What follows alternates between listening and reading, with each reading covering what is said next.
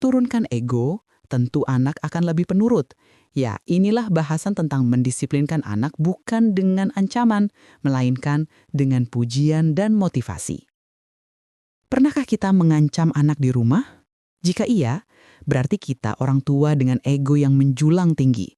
Atau pernahkah kita sebagai guru menumbuhkan peserta didik dengan ancaman verbal yang merupakan tradisi yang sangat susah dihilangkan? Ya, anak dengan ancaman akan mendisiplinkan, tetapi tidak akan bertahan lama. Misal, ayo cepat berbaris, jika terlambat akan dihukum ini itu. Atau, anak-anak jangan ribu. Nanti, ibu guru tempatkan di depan lapangan sekolah, agar temanmu yang lain melihat. Kalimat seperti ini begitu sering terdengar di rumah tangga kita atau di sekolah kita. Padahal, riset dalam psikologi pendidikan menunjukkan bahwa ancaman hanya efektif dalam jangka pendek, tapi mematikan motivasi dalam jangka panjang. Anak menjadi patuh bukan karena memahami nilai disiplin, melainkan karena takut pada hukuman. Menurut American Psychological Association, anak-anak yang tumbuh di lingkungan penuh ancaman cenderung memiliki tingkat kecemasan lebih tinggi dan kemampuan regulasi diri yang lebih rendah. Mereka disiplin hanya ketika diawasi, bukan karena kesadaran dari dalam. Padahal, dalam pandangan psikologi Islam, pendidikan sejati adalah tazkiyatun nafs, penyucian jiwa yang menumbuhkan kesadaran diri untuk berbuat baik karena Allah, bukan karena takut hukuman manusia. Allah berfirman, "Sesungguhnya beruntunglah orang yang menyucikan jiwanya, dan berugilah orang yang mengotorinya." GSA Sems ayat 9-10.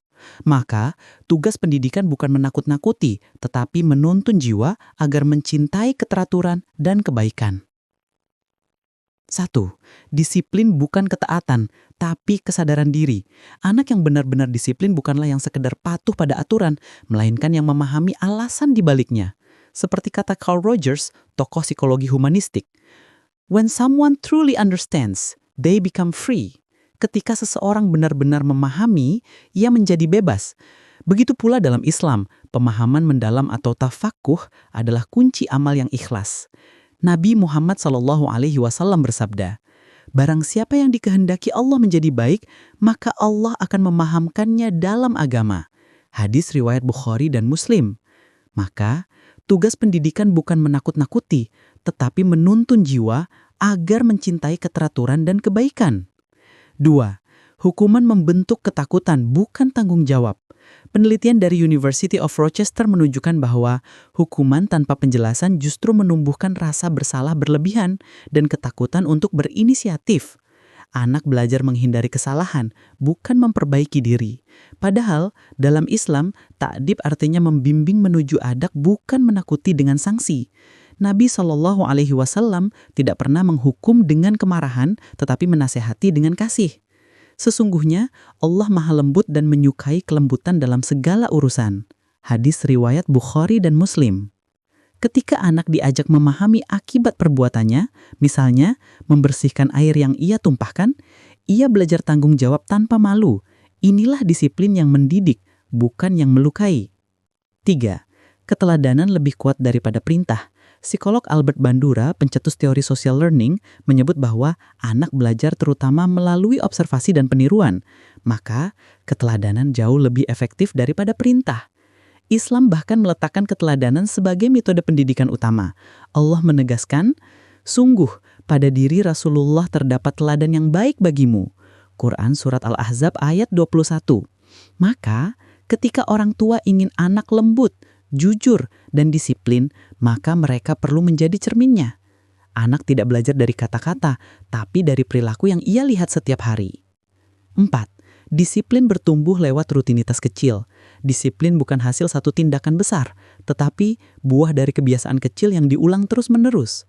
Psikolog William James mengatakan, "We are what we repeatedly do. Excellence then is not an act, but habit." Kita adalah apa yang kita lakukan berulang kali. Keunggulan bukan tindakan, tapi kebiasaan. Dalam Islam pun, amal kecil tapi konsisten justru paling dicintai Allah. Amalan yang paling dicintai Allah adalah yang dilakukan terus-menerus, meski sedikit. Hadis riwayat Bukhari dan Muslim. Menyiapkan tas sekolah, merapikan tempat tidur, atau membaca Al-Quran setiap malam adalah latihan kecil yang menumbuhkan nafs mutmainnah, jiwa yang tenang dan teratur. Penguatan positif menumbuhkan motivasi intrinsik. Puji usaha, bukan pribadi. Katakan, kamu hebat sudah mencoba, bukan kamu anak baik. Pendekatan ini sesuai dengan teori Carol Dweck tentang growth mindset, bahwa anak yang dipuji atas usahanya akan lebih gigih dan berani menghadapi kesulitan. Dalam Islam pun, Allah sering memberikan apresiasi dengan menyebut orang-orang yang beriman dan beramal soleh, menekankan tindakan bukan sekedar status. Pujiannya bukan manipulasi emosional, melainkan penguatan spiritual, menumbuhkan kesadaran bahwa setiap kebaikan bernilai di sisi Allah.